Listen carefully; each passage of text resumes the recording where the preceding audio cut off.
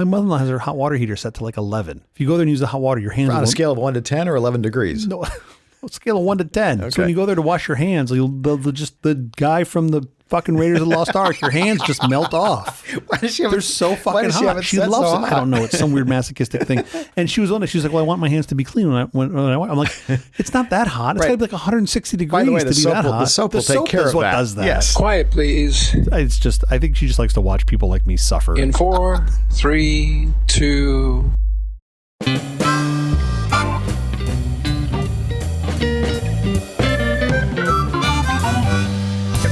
The Awful Company presents a truly terrible podcast. Welcome to Nonsense Lucky episode number 13. I'm Jeff Parker. And I'm CJ Little. This is our take on the week's business, tech, and entertainment headlines. This time, we'll look at travel safety, we'll play the Invention Inspiration Game, and then finish up with more safety, this time looking quickly at railways. How's your week going? I ordered a lot of standing desks. Why did you do that? I have a problem. I have a home office. Yeah. My desks are set up perfectly. They're all wired. Everything is Are they standing desks already? They're not standing desks. Why don't you just go get some exercise in the morning? Get your butt out of that sounds like chair a lot of work. And go do or something. I could just stand and watch cat videos. You could. You choose. Do the kids need a standing desk? They sell kids standing desks. The cutest things ever. They do, really? They really do. The cutest things ever. It's got like 3 inches of travel. No, of course. That's no travel. Like their legs are not that long. What's the point? It's just so funny to me. Episode 13. Have you spent the day breaking mirrors, walking under ladders, and crossing paths with black cats? No. I have a question.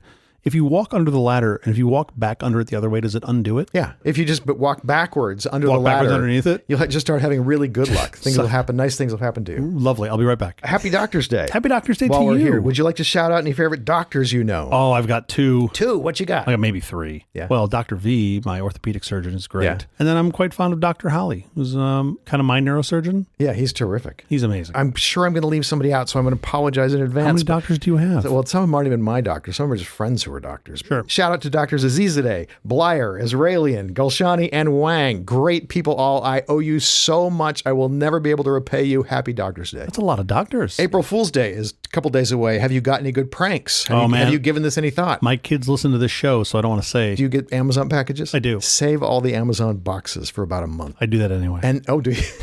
Okay. I'm a bit of a keeper. And then tape them all back up like there's something inside of them. And Put them in the front door. Put them in the front door. Just cover the whole front door. April Fool's just Just 9 leave them million all. Amazon Here's boxes. the problem with that at my house. Yeah. My wife would just be like, "Oh, you bought another standing desk." She wouldn't even blink. My kids either just be like, "Oh, Daddy bought more shit." Right. It would mean nothing here, too. But Yeah. for somebody, that's going to be a funny joke. You should do it to somebody else's house. Let's get to our headlines. Canadian siblings born 4 months early set record as the world's most premature twins. 4 months early. Well, yeah, this makes total sense. Why? Well, the NHL draft is coming up. They got to be out and ready for that. You have to be out before they can draft Totally. you. Sure. They'll be the youngest, take that, Sedin twins. They'll be the youngest twins ever to be playing hockey. 4 months early, they came out and apologized. So sorry, eh? So sorry. So sorry. China is struggling with too little inflation. Well, not with the balloons, they weren't. No, we deflated that pretty quickly. Yeah, the didn't we? F-22s really did struggle with. This to me sounds like one of those things you do in a bad job interview where you say, I care too much. That's Oh, yeah. What are your bad points? I care too much. What are your biggest weaknesses? I work too hard. Right. Yeah. They've got like 1%, which is better than negative. Sure. Negative is a huge problem because Sure. then people paid so much for their house and now it's worth less and they freak out. Sure. Please subscribe to Jeff's newsletter for more inflation tips. People would mail in their keys when their house would go negative. And it was like, your house is still worth the same amount. If you denominate it in houses, it's still worth exactly one house. It's still one house. The problem is you're denominating it in dollars. Who did they mail their keys to the bank? Yeah. With like a letter? Do you not remember this? No. Dear bank. 2007, 2008, when people would go, because we had deflation, when the housing price would drop down. Sure. And now they owed more on their house than theoretically their house was worth. They would mail their keys back into the bank and abandon the house. If the bank wants to repossess the house, the keys aren't the biggest problem. They just take the house. These people walking away from their mortgages are like, I'm really concerned that the banks have to pay $30 to a locksmith to have to redo this.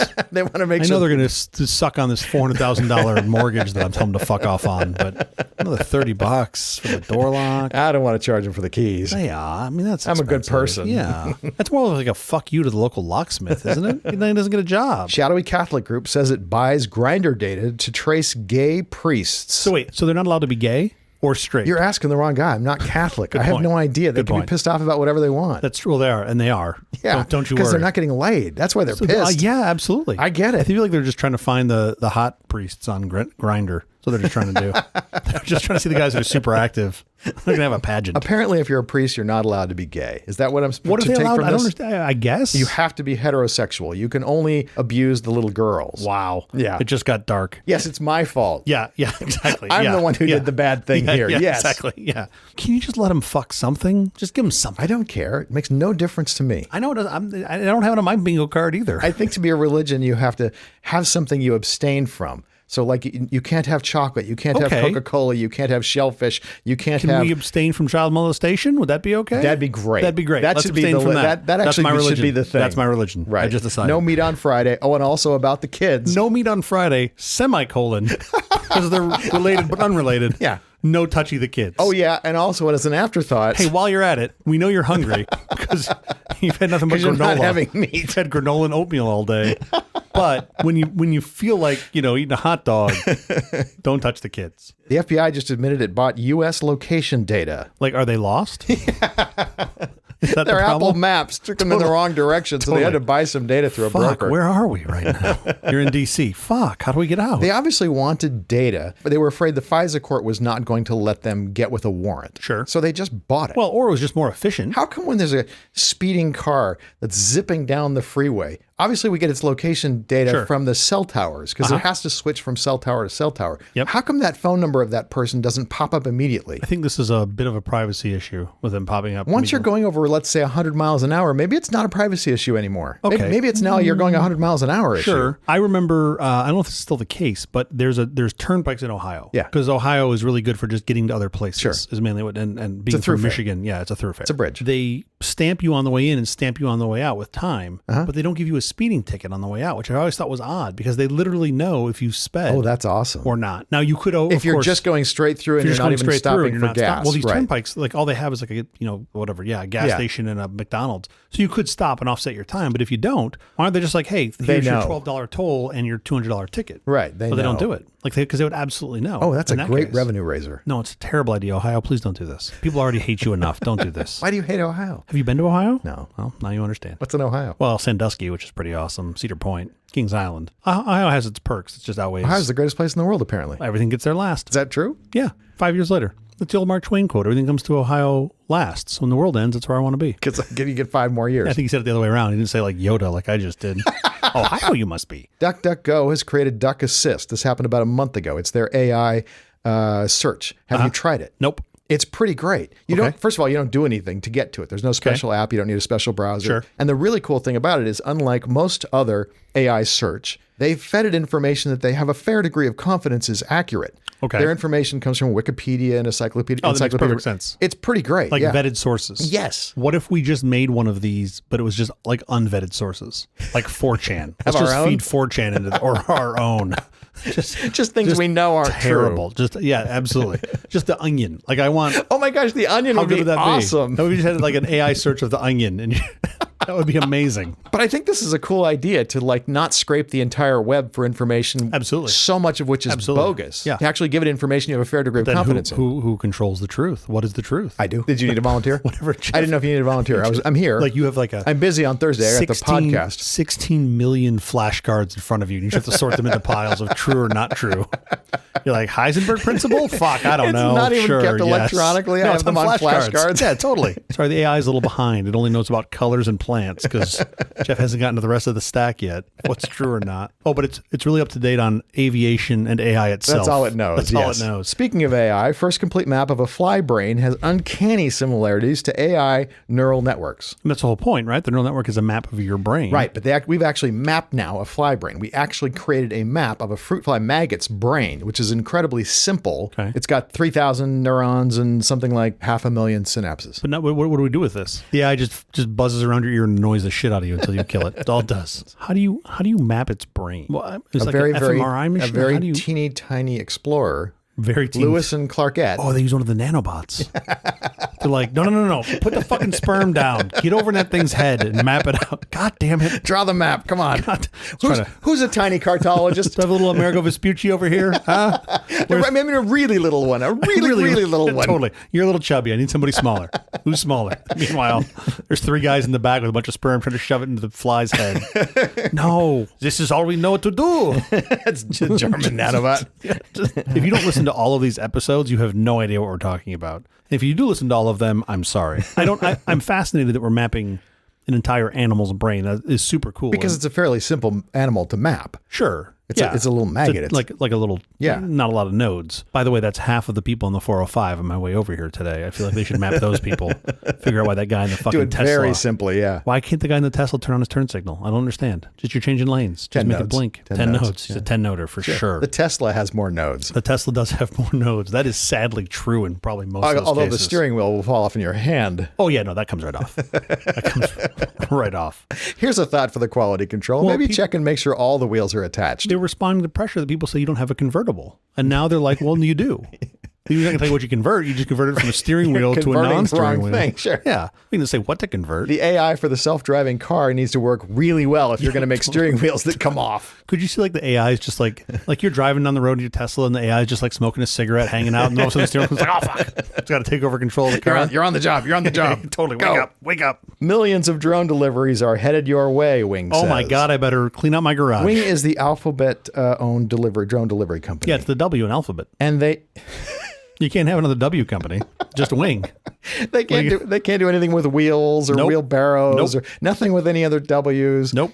Wow. That's it. That's how you I know they're hadn't not gonna realized do it. that was when they changed the name. I hadn't realized that was the rule. If you have a wheelbarrow company, they are not going to acquire you. They can't. They can't. No, Unless you change the name to One Wheel Bucket. They are saying by mid-2024, they will literally be capable of handling millions of deliveries. That's actually really impressive. They're delivering DoorDash orders with the drones in Australia. So wait, does the drone that's delivering my DoorDash, does it also take a bite out of my sandwich before it lands? Just for good measure? There's the DoorDash tax. Yeah, totally. We call it the DoorDash tax because you order your food to go and there's always one item that's completely missing. I mean, it's electrical powered. It doesn't actually eat it. It just takes a bite and spits it out. It's just so you have the same experience. Well, you have the continuity. It has the whole meal. It has a bite of everything. It tastes it all for you. Yeah, of course. Our bags now come sealed. I can't even open them when they come. Yeah. You need special scissors. And for $3, you can buy a roll of those stickers on Alibaba. Yeah. And then when you're doing your DoorDash delivery, you just put the stickers back on over it. Oh, this is more than stickers. They are really bolting this thing down.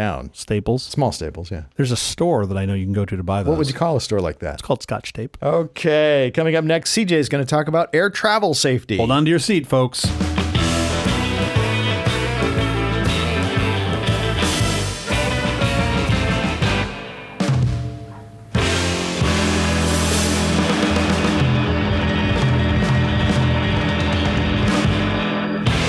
Now, I know our listeners have come to know us for exciting content like removable media and daylight savings time. So I thought now, since I spooked some folks, including you, Jeff, on tales of recent airplane near misses and runways, exciting things like that. Too many of those. I thought today I would spend a little time talking about just how safe air travel in the U.S. actually is currently. Okay. To start that, I thought at first we would talk about cars. Oh, okay. Right? That makes sense. Yeah. So I've been told that nobody walks in L.A., and based on the 405 this morning, this is true. But driving is getting safer by the year, right? Significantly safer in cars. I don't what think else would you drive the in? number of collisions is not going down. Just what happens when the collision happens is improving, right? Well, it depends on how you count the number of collisions. Number of collisions is going up, actually. I would think. However, because the volume of drivers is going up. Yes. If you normalize that number and you look at number of collisions per vehicle mile traveled, the number's going down. Oh, right? okay. Which is good. And I'm specifically looking at the fatality rate, right? So I looked at the National Highway Traffic Safety Administration, which is the current body that compiles and researches accident statistics for the entire country. Okay. And I looked just over a wide period of time. So the first year that they captured miles driven was 1923, right? So you were, maybe 16. And the motor vehicle death rate was just over 18 and a half deaths for every 100 million miles driven, which seems like a very low number to me. It does. Right? So you call it like less than 19 deaths per every 100 million miles driven. Right. Now, since 1923... once I get out to about 100 million miles, I get drowsy. I get drowsy too. You want to stop, you got to get fuel, and you want to get some starbursts there and maybe could be some accidents maybe a soda. Once you get out to 100 million miles. So yeah, totally. But your Toyota just keeps going. That thing won't die. Since 1923, the miles death rate has decreased by 93%. And it now stands at 1.3 fatalities per 100 million miles traveled. But I'm still drowsy after 100 million miles. That's amazing. They haven't fixed that. You just need a Red Bull. Yeah. Now, as recently as 1998, the rate was 1.6 fatalities per 100 million miles. 1.6, okay. Yeah, so my point is it's going down, right? Mm-hmm. Where you drive also makes a huge difference. Of course. Right? So in 2016, there was a risk of about almost 2 fatalities per 100 million miles traveled on rural roads in the U.S. Okay. Versus a risk of about 0.8 fatalities per 100 million miles on urban roads, which means rural driving is almost 3 times more risky than urban driving. Or rural drivers are just worse drivers. Yes. I mean, they could be on tractors. I don't know. Because they don't have to be paying as much attention. That could be true. Yeah, maybe that could be true. You really have to focus when you're driving in an urban town. setting. Yeah, sure. Yeah, okay, that could be true. But still, that's bad for you if you're in the other car paying attention and this dude's going to, steamroll into you. Or if he just hits a tree. Those things will jump out of nowhere. They do. Now let's talk about flying. Yeah. Which is what the segment was supposed to be about. The National Transportation Safety Board compiles aviation accident data, right? That's one of the things that they do. For 2019, they showed 40 accidents for U.S. air carriers, so big air carriers operating scheduled service, with a total of 4 fatalities across the whole year. Wow. So over that time, they flew 763 billion miles. Right. Right? For a total of effectively 0 deaths per 100 million miles. That's remarkable. Right? So in the 10 years from 2009 to 2019, 6 of those years had no fatalities for air carriers in the U.S. Yeah, incredible. Right? So way safer than cars. Absolutely. So roughly speaking, the per mile risk. We should ban cars. We should totally ban cars. Roughly speaking, the per mile risk for vehicle transportation is more than 750 times higher than commercial air travel. That shows you just how safe it is per mile traveled. Cars are a disaster. Cars are a disaster. That's what we can conclude from that. Well, the cars actually are fine. The idiots on the steering wheels that are fine. As we're long going as to get rid of that. Yeah, we are going to get rid of that. First of all, we're getting rid of the steering wheels. We started there. Whether we want to or not. Yeah, you would have thought you wouldn't have started there. You would have thought you'd started with the software and then the steering wheels, but nope. Steering wheels go first. Elon's a fucking genius. He's got this all figured out. So the National Safety Council compiled an odds of dying table. So these guys are fucking hoot to hang out with. An odds of dying table for 2008, which further illustrated the relative risks of flying and driving safely.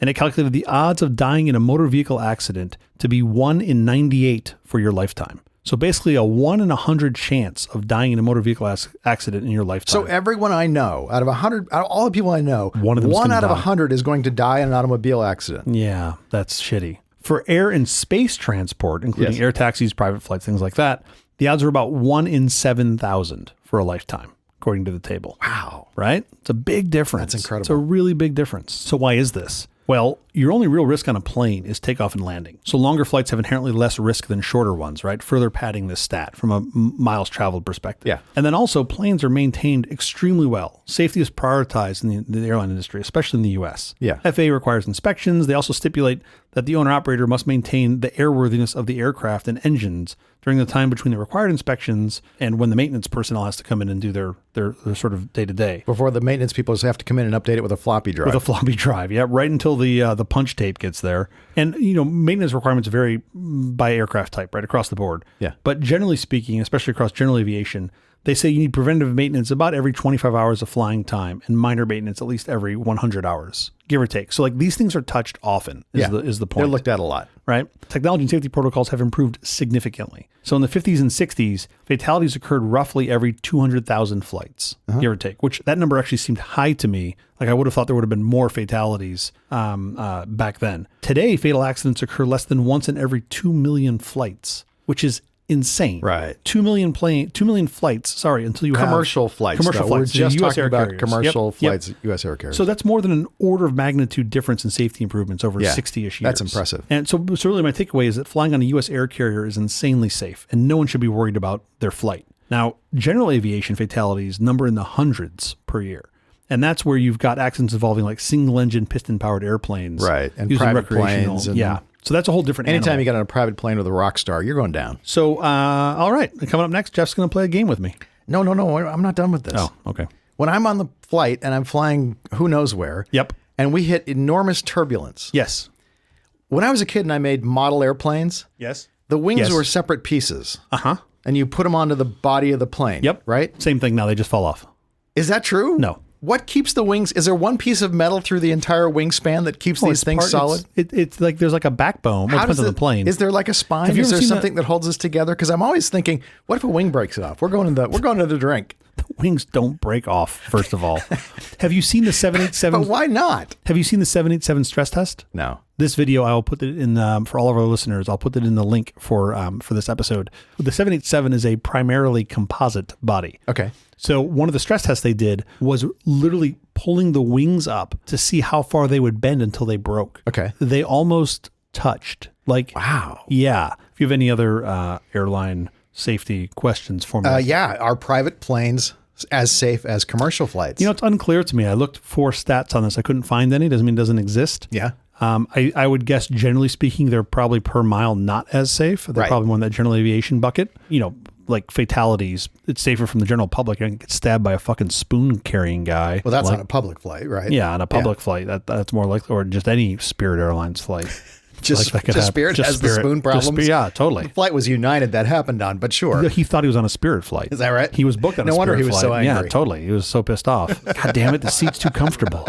All right, coming up next, Jeff's going to play a game with me. I am concerned. You should be. Hit the button. Hitting the button.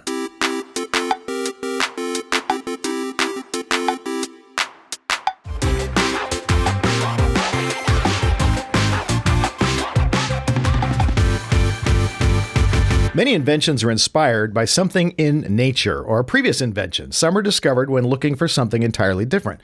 For example, sildenafil, Viagra, was discovered by researchers at Pfizer in 1989 while looking for a treatment for heart-related chest pain. Yep. Turns out they found the solution. It had a little side effect. It did. So that's how that invention came to be. Yep. I thought it might be fun to look at some of the inspiration to inventions and see if you can guess what the invention became. So you're gonna tell me what the inspiration was. And then I got to tell you what the invention is? Yes, that's true. Right. I mean, even when I look through them and I've seen the answers, some are easy, some are a little more difficult. Right. Yeah. In 1957, we'll start with that one, a Swiss engineer noticed burrs stuck into his dog's fur while on a hike. Okay. He put them under a microscope to look at them carefully. Velcro. You got it. Nailed That's it. exactly what it was. Okay. In 1943, James Wright combined boric acid and silicone, trying to develop a synthetic rubber during World War II. But it ended up creating substance with unusual properties that could bounce, stretch, and mold. Epoxy? No. Wait, bounce, stretch, and mold. Yeah. What were the inputs again? Silicone? Boric acid and silicone. Boric acid and silicone. I mean, this feels like a rubber. 1943. What was the guy's name? He was trying to create a rubber, a synthetic rubber, during World War II. I feel like I know this. James Wright. Is there any additional mild hint you can give me? When you were a kid, you could press it on the funny papers. Silly putty. There you go. You could get the reverse print of the comics. So he's trying to develop something like to support the war effort. Right. Oh, sure. And then he's like, well, goofy fun kid toy. there's good news and bad news. Yeah. Sorry about your war. Sorry about the war. The good news is you can copy over the pictures from the newspaper. All right. Just want to make sure. Yeah. Hitler's going to be fine, but look, this bounces. Totally. In 1905, an 11-year-old boy named Frank Epperson left a mixture of powdered soda and water outside on a cold night, mixing it with a little stick. In the morning, he discovered the mixture had become I drink my soda out of cans. Yeah, right, but that didn't used to be the case. Did he make soda? In the old days before you had I wasn't there. There were 3,000 flavors of sodas you could get at your local soda fountain. Okay. They came a lot of times as powdered flavor mixes. I am this many days old when I learned this. We've gotten it down to Coca-Cola and a couple of other flavors, but yes, every soda fountain had tons of things they could mix together to make you... And it was a powder. Yes, you started with a little flavor powder. So he invented Otter Pops? He invented popsicles. Oh, popsicles. Yeah. Oh, that's fascinating. Isn't that crazy? How is it that a kid invented that? How is it that nobody ever froze the sweet stuff? I don't know. Isn't that great? What year was that? 1905? 1905, yeah. Wow. All right, keep going. I feel like I'm nailing this game. I'm 8 for 10. 1920, Earl Dixon, a Johnson & Johnson employee, wanted to find a way to help his wife quickly and easily dress the cuts and blisters she often got while doing housework. Band-Aids. Adhesive bandages. 1853, a chef named George Crumb, a chef at a resort in Sarasota Springs, New York, was asked to make a dish of fried potatoes, but the customer kept sending him back complaining that they were too thick and soggy. In frustration, he sliced the potatoes as thin as he possibly could and fried them until they were crispy. French fries? No, potato chips. Oh, potato chips. Yeah. Oh, yeah, slice them thin. Okay. Interesting. That's a good one. In the 1940s, Perry Spencer, an engineer at Raytheon working on radar technology during World War II, noticed that the chocolate bar in his pocket had melted after standing next to a magnetron tube. It inspired him to develop The microwave. the microwave. And first of all, sorry about the cancer in your leg. Obviously, he was exposed Didn't to know. it. Yeah. We used to put on shoes with x-rays. Oh, yeah. Like, so you could see the fit, which is a brilliant idea until your fucking foot falls off. Right. In 1895, a German physicist discovered, by accident while experimenting with cathode rays, he noticed that the screen coated with fluorescent material began to glow when exposed to radiation. Oh, it was x-rays. X-rays. Yeah, I thought we had x-rays in like the early 1800s. Well, there was the X-rays you got in the 1100s, but the images weren't as good. Yeah, they were just one color. They just threw out the whole idea for another 700 years. Sure. San Diego, 1953. Team of chemists trying to create a rust prevention solvent. WD-40. WD-40. Water displacement 40. Water displacement, formula number 40. Do you know what the primary ingredient is believed to be? Fish oil. Fish oil. Isn't that weird? So weird. It's the worst lubricant out, but it's a great water displacer. 1969. Waterproof breathable fabric used in indoor and outdoor gear and clothing. Created by... Gore-Tex? Yes. Oh, all right. Created by William Gore and Robert Gore. So it should have been called Gore 2. The Gores. They just fucked it up. An engineer working on a heart monitoring device EKGs. accidentally inserted the wrong transistor into his circuit board, causing it to emit electric pulses. Oh, so interesting. So is that a pacemaker? That's a pacemaker. That's exactly Wow. right. Pacemaker was invented by accident. Yeah. Man, innovation just knows no bounds. You get this one quickly. Chloroform. Yes. If I say his name, it'll give it away. Don't say his name. He noticed that mold had contaminated one of his petri dishes, killing the bacteria he was growing. Penicillin? Yes. Alexander Fleming. Huh. I've eaten at a steakhouse. I got food poisoning at a steakhouse. I'm sure it was. I did. It was terrible. I'm a couple sure it weeks was ago. Paul Fleming. Whatever. One of the Flemings. 1938, DuPont chemist Roy Plunkett discovered, while working on a new refrigerant, that the gas he was working with had solidified into a waxy white substance, was extremely resistant to heat and chemicals. Is that it? Yeah. With 1930s? 1938. And it was a gas He was working refrigerant? on creating a new refrigerant, Yeah. and it solidified into this white waxy substance. Some kind of coating. You're on the right path. Extremely resistant to heat and chemicals. That's a good hint. Yeah. I'm going to be really upset about this one. I can already feel it. He was working on a refrigerant. Oh, you mentioned that. Okay. Is that helping? No. Teflon. Teflon. Teflon. Man, the white, though, really throws me off. Yeah. Interesting. Don't use this, folks. Yeah, Teflon. This is really bad for Yeah. you. In 1968, Spencer Silver, researcher at 3M, trying to create a super strong adhesive. Post-it notes. Post-it notes is correct. Because I just think it's so awesome that he was out there being like, I'm going to make the best, stickiest thing on the earth. Right. And it's like, you did the opposite. Not so but much. Good work.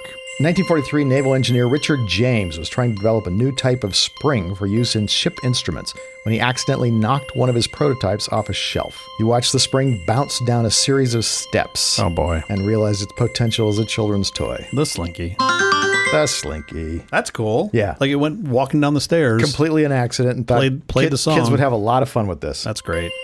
1879, a chemist was working with coal tar derivatives when he noticed a sweet taste on his fingers.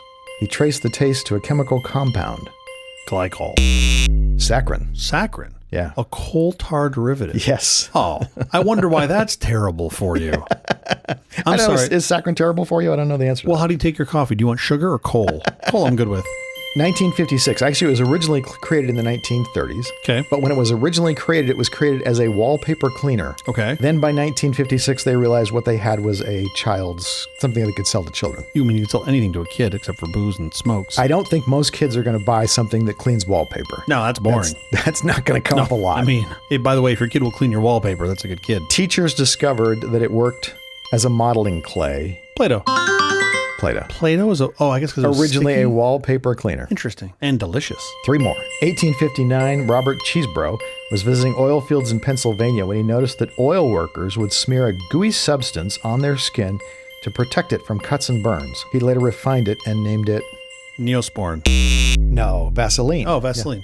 2 to go. 1879, a worker at the Procter & Gamble soap factory accidentally left the mixing machine on for too long, causing the soap to become over-aerated and float. Name that soap. Dove? Ivory. Ivory. It floats. Really? Huge hit. Became their best-selling soap. Because it floated? Or were they taking baths in fucking 20-foot pools? 20 feet deep. Their bathtubs. I don't understand. Why is your bathtub 50 feet deep? Why the fuck do you care if it floats or not? Just reach to the bottom of the tub and grab it. Or is it because there are like 12 kids taking a bath at the same time? I have questions. I need answers. Last one.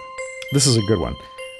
This guy was trying to create, if I give you his name, it'll give it away. He was trying to create a new medicine that would alleviate pain and fatigue. The formula he came up with included cocoa leaves, which contain small amounts of cocaine, and cola nuts, which contain caffeine. This is where Coca-Cola came from?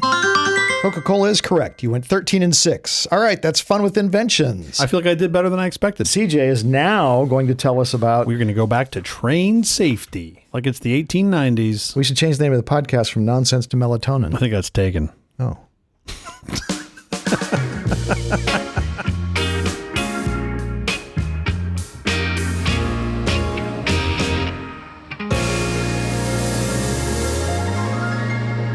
Trains appear to be derailing every day in 2023. Boy, that's true. Right? It's in the news all the time. They are constantly in the news. But the reality is that there have been pretty consistently over 1,000 derailments every year. That's mind-blowing. Right? Yeah, over 3 a day on average. And we hear about once in a while because one is carrying, extraordinarily toxic things that are going to end life in Ohio. Yep. And then we don't hear about the other ones. Yep, that's right. So the Department of Transportation's Federal Railroad Administration, which, by the way, I just learned today is a thing, they've reported on average of about 1,500 train derailments per year between 2005 and 2021. I had no idea the number was anywhere near that high. Well, okay, despite the relatively high number of derailments, they rarely lead to an actual disaster. Mm-hmm.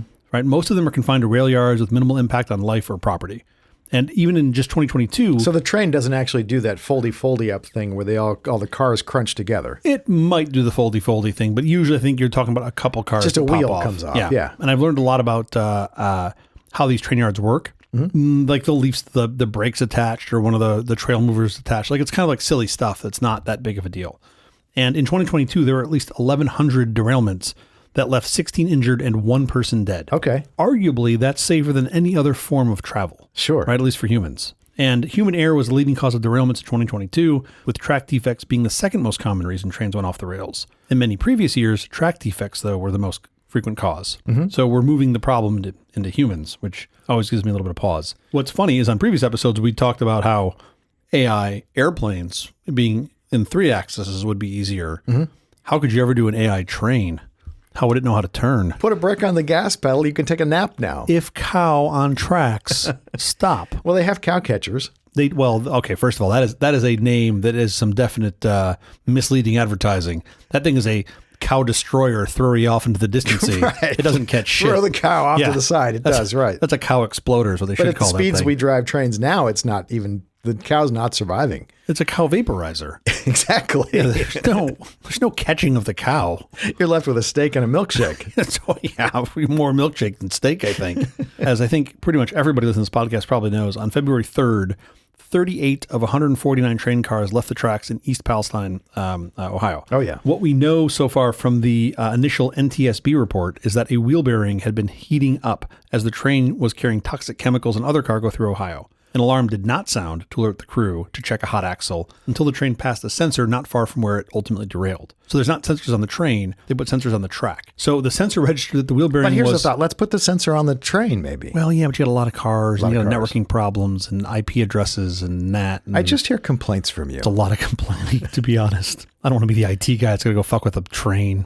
Okay. Car 12 is off. Fuck. The sensor registered that the wheel bearing temperature was 253 degrees above ambient. So call that 300 degrees Fahrenheit, or for Jeff, 150 degrees Celsius. Oh, that's hot. That is hot. That's really hot. And avid listeners of our show will know that this is the approximate temperature that Jeff makes his fucking tea at.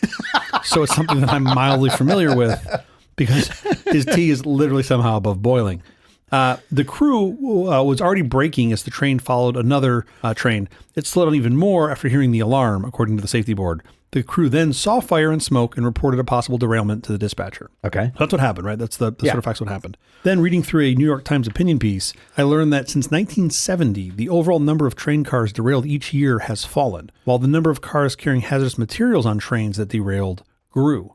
So general train travel is getting safer, it seems. Right. We're just putting worse and worse shit on the trains, is what that tells me. Sure. And in 1978 alone, there were a whopping 8,700 derailments across the U.S., which killed 41 people. That's just amazing. Just That's in a lot of 78, derailments. right? Yeah. Now, during both the Obama and Trump administrations, the rail industry successfully lobbied against stricter rules for trains carrying flammable chemicals. Right. And against more advanced brakes that experts in rail industry itself have said could lessen the severity of derailments. Well, it costs money to make them safer. It does.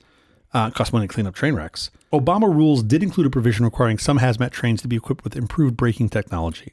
Safety officials, rail executives, and rail workers have widely touted that equipment as a major upgrade to the industry's existing, quote, Civil War era braking system could prevent some derailments. And Norfolk Southern itself pointed out that newer systems could reduce train stopping distances by as much as 60%. That's a big difference. Now, I got a little focused in on this wording of Civil War era braking system. I'm like, how in the flying fuck could this still be a thing? Right? Well, yeah. Well, as it turns out, I think it's a bit of an exaggeration. The brakes, which are generally friction brakes, right. That's a solid, well-known design, right? Sure. It's the same basic thing that stops most cars.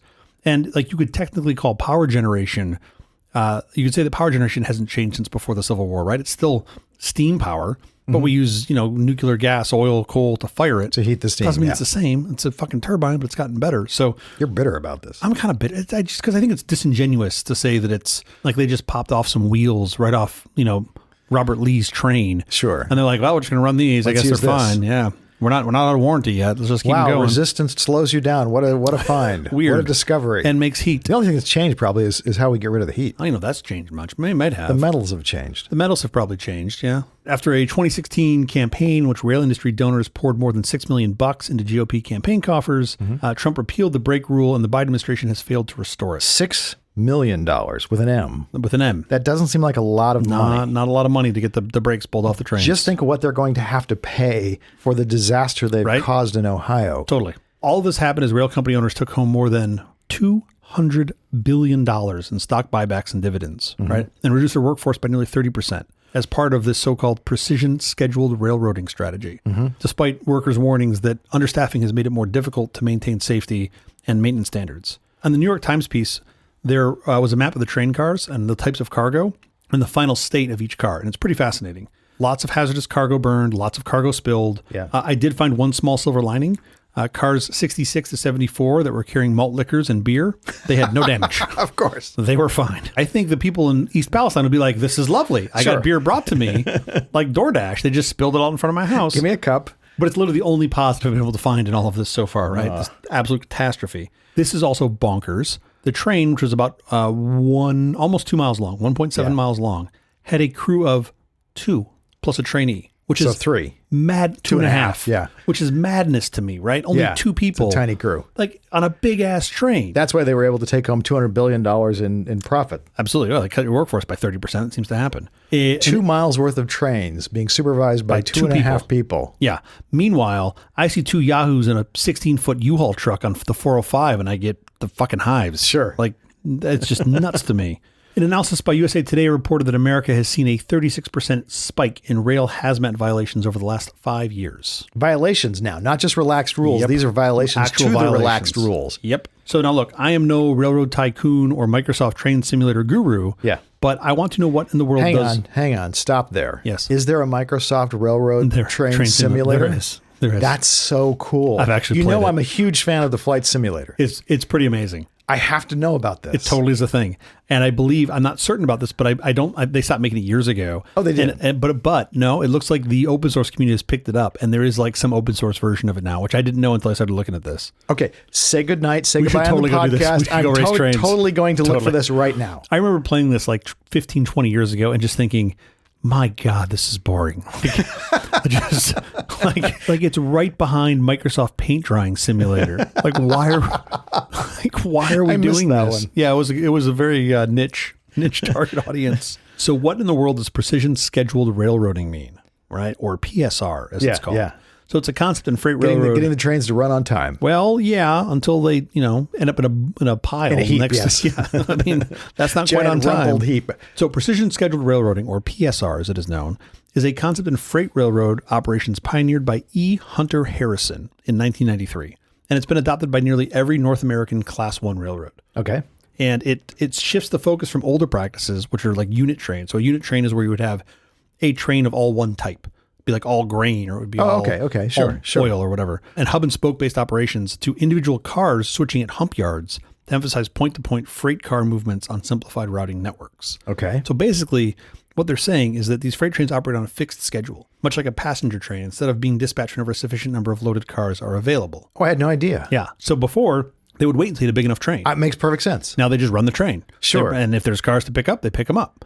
So these, in the past, these intermodal trains and general... So some trains are 3 cars long. I would hope they would go for a slight over 3 cars. But yes, they could be super short. Yeah. Because the point is they want to run the train. Well, I mean, 2-mile trains are obviously absolutely enormous. So yeah, trains can be 4 miles long, 5 miles long. That's right. Crazy. But theoretically, if you just had a few... If the guy didn't make it with the, the car full of goose feathers that he was going to ship, your train still goes and it's still 2 miles long. Yeah. Yeah, okay. In the past, these intermodal trains and general merchandise trains operated separately. With PSR, they're combined, right? A train is a train, is basically what they're saying. Right. So that bit makes sense, at least to me. Inventories on freight cars and locomotives are reduced and fewer workers are employed for a given level of traffic. So you basically just be more efficient.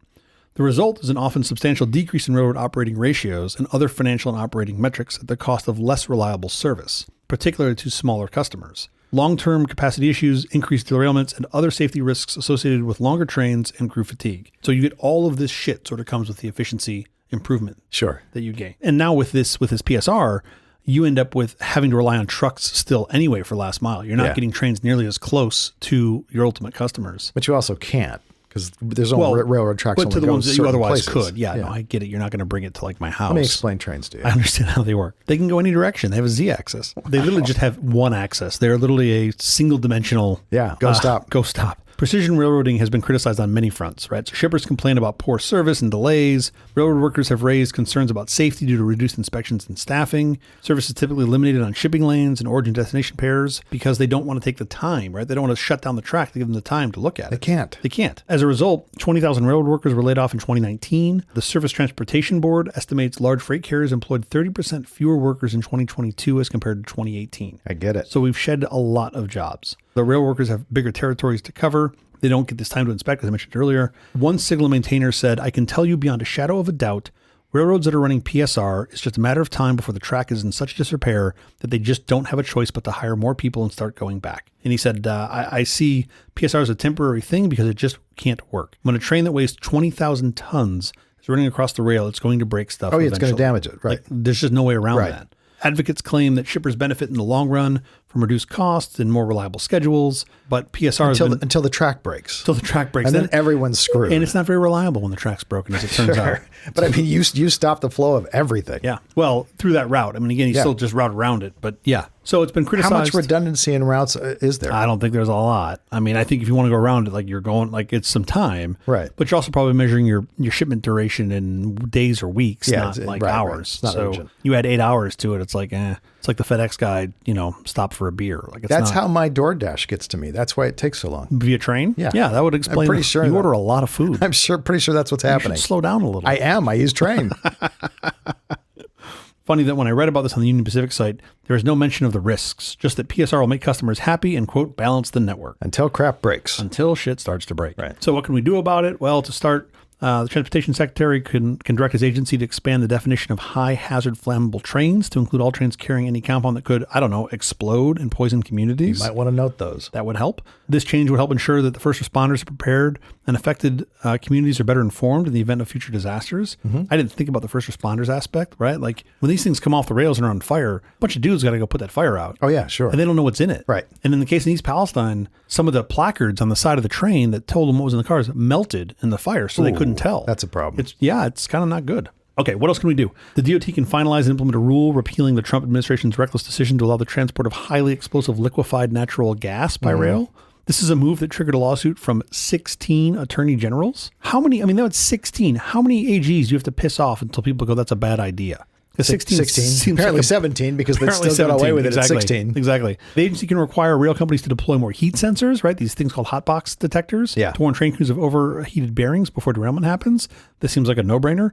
These sensors do not currently fall under federal regs, but probably should. Mm-hmm. That makes sense. DOT could mandate railroads' participation in a currently voluntary and unevenly used system that lets rail workers and railroads report near misses as they occur.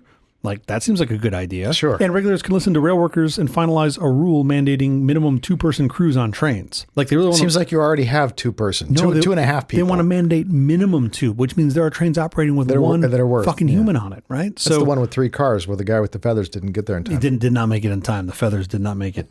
Just 2 people managing a train this long is just madness to me. Which then brought me to this interesting crossover here for all of our older listeners. I was like, we need to bring back the caboose. Does that not exist anymore? The caboose are gone. They're long why? How come? So it's funny you mention that because I remember seeing them as a kid all the time.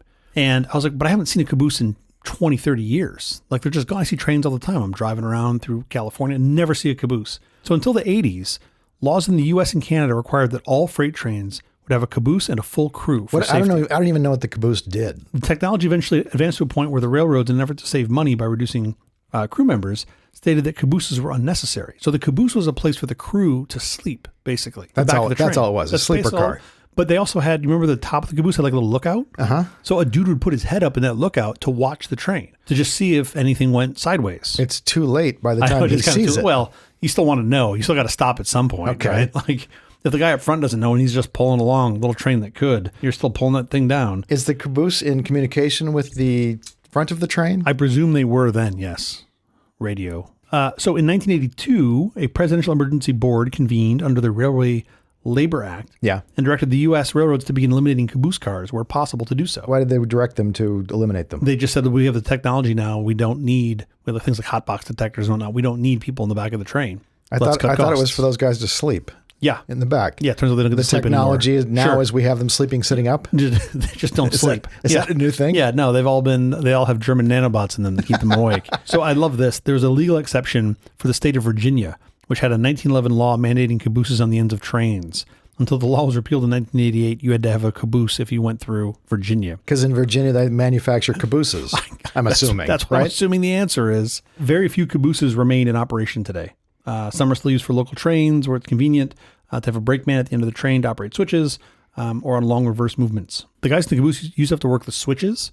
So when you'd go by a switching point, they would jump out and go switch the switch? Yeah, they would literally jump out, They'd have to switch. run 2 miles and switch the switch? No. When the train went by, they'd jump out and switch it back to whatever its regular state is. Yeah. Okay, so it would be in the right they're like position. Literally grab bars on them from the run back to get on the train. And the train would move slow enough they could run and catch up. I'm presuming it would slow down, or they would just leave a bunch of those guys and they became hobos. I don't know. Do you know there are still hobos? There are still people who hop trains and ride from point A to point B? That sounds amazing. Yeah. It sounds, until you get on the train that's going to Saskatoon. Right, and there's no in-car service. There's no one bringing you peanuts. No, there's no in-car service. There's also somebody probably stabbing you with a spoon.